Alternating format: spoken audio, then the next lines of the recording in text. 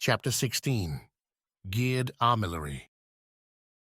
Power Substation 14F had been upgraded 10 years earlier, but the old equipment was still there. The set of large switches that directed the flow of electricity hadn't been touched since switchover day. All the old transformers and other devices were left in case a problem cropped up with the new system, which was now 10 years old. They were quickly forgotten as the engineers had turned their attention to tasks more urgent than disconnecting old equipment. The power lines that previously led away from the older but still usable devices had been removed, so there was nowhere for the current to go if, by some accident choreographed by Natalie, the switches suddenly changed position. Of course, a quarter of the town would go dark, but such things happened with some frequency anyway, so what was the harm?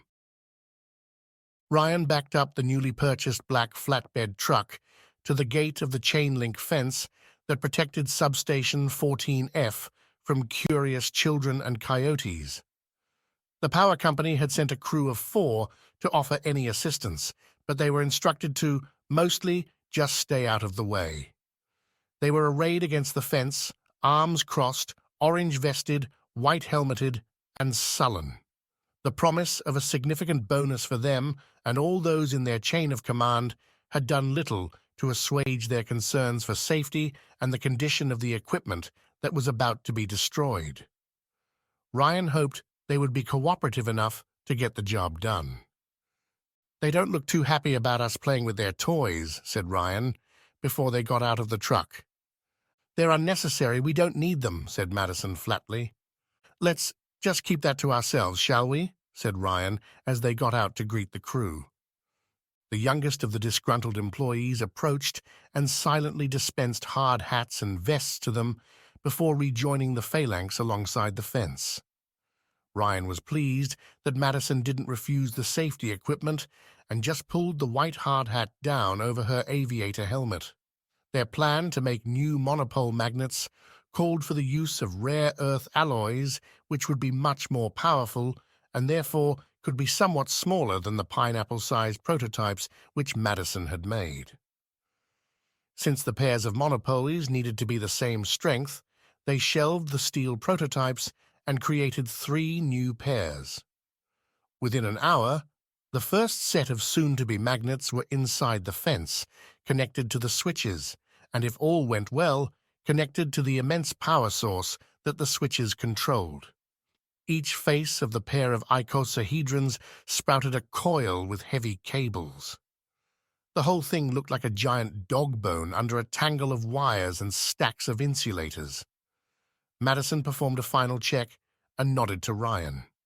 He approached the eldest member of the power crew, a woman of about 40 with a clipboard and an expression of seriousness that marked her as the person in charge. "Okay then," said Ryan, doing his best to hide his doubts and fears. "I think we're ready for a switchover. Could you give us as brief a jolt as possible? I'd like to keep the, He glanced back at the morass of wires arrayed around the monopoles. "Melting. To a minimum, if we can help it." The power crew silently filed inside the fenced area and went to work prepping the switches. Once they were satisfied, they ran through a safety checklist and looked around to make sure Madison and Ryan were outside the fence. They switched the power away from the community's traffic lights, televisions, and pool pumps, directing it instead toward the 2 lumps of metal that would soon be magnetic monopoles. As the power surged into the 64 electromagnets around Madison's 2 truncated icosahedrons, a loud hum filled the air. Some of the insulation and contaminants on the wires vaporized, forming an exact copy of the device made of nothing but smoke. The smoke phantom slowly rose into the air and dispersed like a flock of tiny black birds. The crew quickly switched the power back to the dark town. Once they had verified that the monstrosity invading their domain had no power running to it, they waved Madison in to reset for the next pair of magnets. She and Ryan used gloves to pull the hot coils off the 2 magnets and attempted to separate them, but failed. They were far too strongly magnetized, and since one was a North Pole and the other South, they wanted nothing more than to be together forever. "We'll have to use a winch to get these apart," said Madison, still out of breath from their failed effort to separate them. "Let's get the next pair magnetized," said Ryan, as he gave the power crew a concerned glance. "We can get these apart back at the shop. I don't know how much patience these guys have." Ryan lifted the magnets and started off toward the truck. Madison tried to help, but it was really a one-man job, so she jogged ahead to fetch the next 2 lumps of metal. When Ryan reached the rear of the truck, the magnets flew out of his hands and connected to the steel bumper with a loud clang. "Crikey Jiminy!" blurted Madison. "Give a girl some warning next time." "Sorry," said Ryan sheepishly. The truck was still vibrating from the collision when Ryan tried to pull them away from the bumper. The magnets refused to budge. "I guess they'll ride there okay until we get back to the shop," said Ryan with uncertainty. They carried the next pair into the gated area and attached the coils to the flat surfaces. As soon as they retreated outside the fence, the power company crew repeated their previous work without a word from Ryan. He again carried the magnets to the truck, but was much more cautious and managed to get them onto the bed of the truck rather than stuck to the side. The process of magnetizing the third pair was almost routine, and once they were all loaded, Ryan turned back to thank the power crew. But they were already locking up and refused to look his way. He started the truck and drove away slowly, still worried about the pair of magnets stuck to the bumper. Madison, no longer having a task to occupy her mind, slipped back into her dark mood and resumed worrying about Daniel. Ryan took notice and broke the silence. "He's going to be all right," he offered as reassuringly as he could manage. She continued to stare blankly out the windshield at the street ahead. "And he's not alone," continued Ryan. "He has fate with him. That's something at least." Still, she made no indication that she had heard him. "He must be good at staying out of trouble if he couldn't bring himself to say 500 years old. It was just too bizarre to say out loud, so he finished with, "That old. And if this luck thing is real, the two of them should be extra lucky, right?" She finally turned to look at him and laughed. Ryan quickly glanced up at the rearview mirror and saw the long smudge of black soot on his cheek.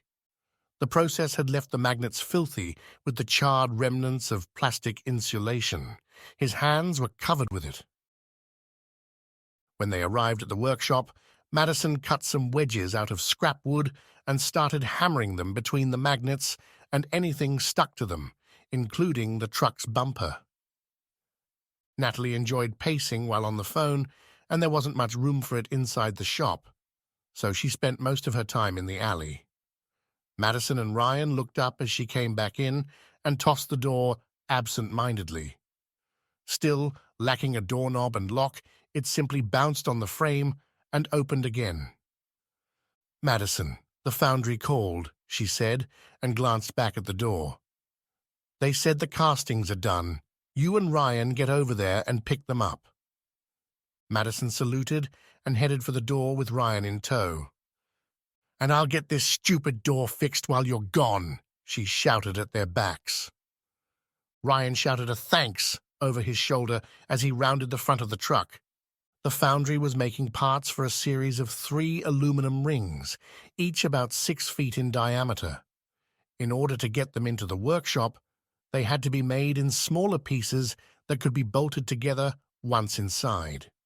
Madison had initially been quoted an as-soon-as-possible price with a 6-week delivery date. Natalie interceded and helped them redefine what as soon as possible really meant, and they did it in 12 hours. The foundry was across town, and the round trip took an hour. Once they returned, Madison and Ryan began carting the pieces of cast aluminum inside for assembly. Natalie was on the phone again and did her best to stay out of the way. "From the description, I thought these would be heavier," Ryan said to Madison as he laid one of the metal arc-shaped pieces on the floor. "It would have been better to pour them as one piece," she said. "I'm sure these will be strong enough once we've bolted them together into rings," Ryan assured her. "I also prefer antique brass, but aluminum will work. I'll just paint them later." "That sounds very stylish," said Ryan sarcastically. He didn't share her love of the steampunk aesthetic. She preferred everything in her life to look as though it had been plucked out of a Victorian-era home or workshop. Once the odd machine had been assembled, they stood back to admire their work. Natalie returned from the alley and stowed her phone in the pocket of her blue business suit.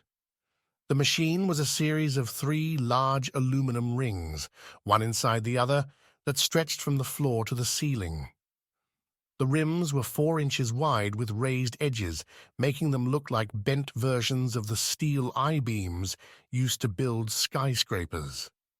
The outer ring had a support where it rested on the floor and another on each side. It had a heavy industrial quality, and Ryan thought it looked strong enough to hold a large horse without straining. Madison gave them a guided tour. As you can see, essentially, it's a modified geared armillary sphere. Ryan suspected Natalie was as confused as he was, but she showed no outward sign of it. "Ryan doesn't know what a geared armillary sphere is," said Natalie flatly. Ryan smirked at her. Madison shrugged. "Geared just means that the parts move by gears. Most armillaries use simple pivots. This allows us to move the rings independently using motors." Natalie looked at Madison to see if more explanation was coming. It wasn't. "I think the part that confused Ryan," said Natalie with a convincingly serious face, "was the armillary part." "Oh, come on," protested Ryan. "She doesn't know what that is any more than I do." Natalie stared blankly at Ryan, but finally broke into a smile. Madison continued, "An armillary sphere is a Ptolemaic model of the universe used between the 2nd and 17th centuries." Neither Ryan nor Natalie showed any sign of recognition. "It's the thing on the Portuguese flag," said Madison, as if they should have been wondering about that for their entire lives, and now that it had been made clear, they could finally get a good night's sleep. "Ugh," she said in frustration. "It's the thing in that movie where the character got the plans to build it from aliens." Recognition finally dawned on their faces. "Oh, sure. Yeah," said Ryan seriously. "The swirly, spinning egg beater thing." He frowned. That looked pretty dangerous. "We only need 3 rings with motors for 3 axes of rotation because there are only 3 dimensions and therefore 3 of the lines to untwist. Also, we won't be dropping anyone through the rotating rings. The subject is strapped to the inner ring for the entire procedure. The modified spectrum analyzer, in conjunction with the 3 sets of monopoles, will tell the computer which one of your lines needs an untwist. The computer will run the motors for that axis and turn the subject." "I get it," said Ryan proudly. "The magnets make the lines visible, at least to the spectrum analyzer, and the computer turns the appropriate ring for whichever line is brightest." "Dimmest," she corrected. "The more untwisted they get, the brighter they are. Of course, we won't be able to see them until the very end, but the computer can. I estimate a few dozen turns on the north-south and east-west axes, but several hundred to a few thousand for the up-down axis. It should be more twisted because people don't usually roll into bed from one side and then in the morning continue to roll in the same direction to get out of bed on the other side. Most of the twists are from getting in and out of the shower, the car, and revolving doors, all things that are done while standing. Oh, and if you were ever in dance classes or gymnastics as a kid, you're in for a wild ride today." "Negative on both of those for me," said Ryan with relief. Natalie raised her hand. "Tumbling," she admitted. 2 years. Madison sighed. "That's rough. It was ballet for me," she confessed. "Ballet? Really?" said Ryan, trying to imagine her wearing anything but brown overalls. "You are full of surprises." Madison continued the tour and moved over to a 4-foot-tall support on which one of the magnets sat. These monopole magnets are paired. Each has only one magnetic pole, so it has a strong attraction for the others with opposite poles. She pointed to 3 of the others arrayed around the armillary. And a strong repulsion to the others with the same polarity. She pointed to 2 of the others. Since they were magnetized in pairs, the twin of each has the opposite pole. I painted each of them with a red letter N for north or S for south, and a blue X, Y, or Z for alignment with the appropriate dimension line. She gestured, drawing imaginary lines in the air between each pair of magnets. One was attached to the top of the outer ring, and its mate was on the floor below it. Another pair were fitted to the left and right edges. The last pair sat on supports 4 feet above the floor, positioned in front and behind the armillary. The magnets will help the computer see our lines even though they are too twisted for us to see. Any questions? What's the next step? Asked Ryan. We're just waiting on delivery of the motors, and we can get started, said Natalie, just as her phone rang. She headed for the alley door. Ryan turned to Madison, grinning. Ballet? Really?